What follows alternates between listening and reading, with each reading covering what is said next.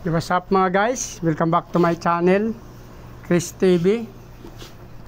Today is Monday guys, June 3. So guys, hindi ko na napakita dun sa mga unang video ko yung aking feeder dun sa loob. Ito, pinaglilipat ko na dito ang mga feeder guys. Nilagyan ko ng salt tsaka nilagyan natin ng talisay leaves yan.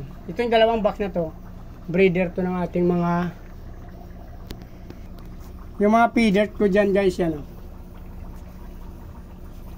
Galing yan dyan doon sa ilalim ng hagdan, nilipat natin dito. Same din dito sa isa na ganyan.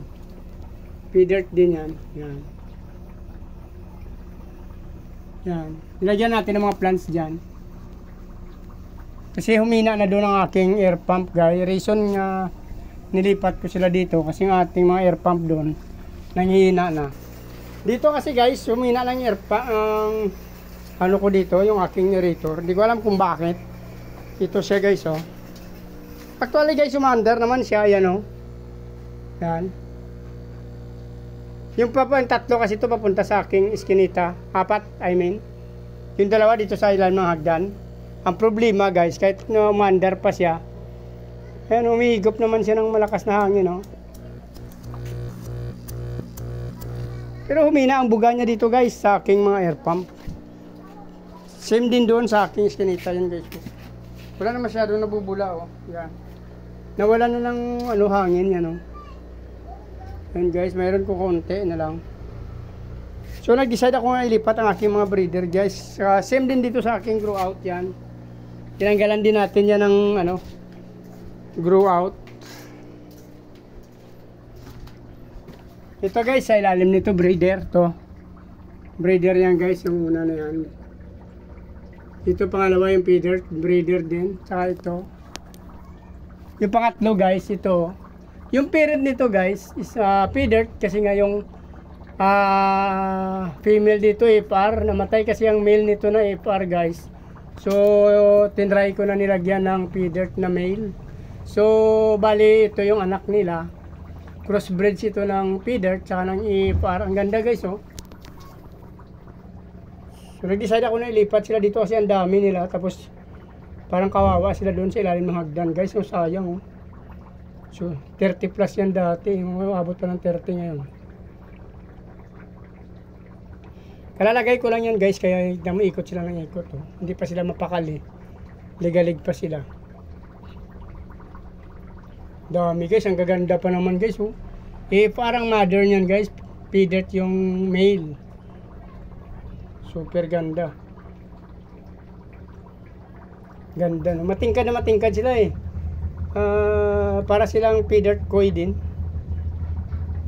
Kasi ang FR natin guys, albino full red, maganda rin kasing kulay. So yan, nag-try tayo dyan. Ganda nila guys, ang dami nila. Ilagyan din natin namin talisay leaves. So ito na, malapit na to guys, pwede na ito nga i-out to, yung iba. Sino nakapanood ng video na to, message nyo ako. Ano to, albino full red na may lahing feeder. Tingnan mo katawan nila, feeder na feeder, pero yung buntot nila FR. Ito yung labas ng F1, tingnan natin ito pang F2, magbe-breed pa tayo galing mula rito. Titingnan ko kung anong lalabas na ito guys. Ganda oh. Pag close up guys, yung ganda nila.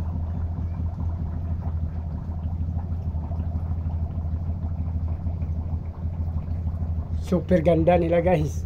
Napakatingkad yan oh.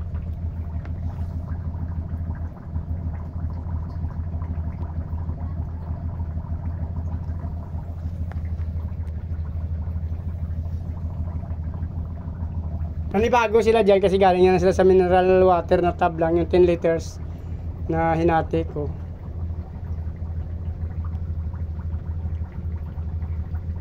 So guys, kung napanood nyo ito at nagustuhan yung video na to guys, paki-message nyo ako. In-out na to guys, juvenile pa lang sila actually, pero pwede na natin i-out yan. So kung nagustuhan yung video na to guys, please like, follow, subscribe guys sa aking YouTube channel. Sama nyo na rin notification bell guys para updated kayo sa video na upload natin araw-araw. Maraming salamat sa patuloy na suporta at panonood guys ng aking mga video. Pag-follow nyo rin yung aking Facebook page, Chris Muliano. Maraming salamat. At mabuhay kayo hanggang gusto nyo. Bye-bye! So,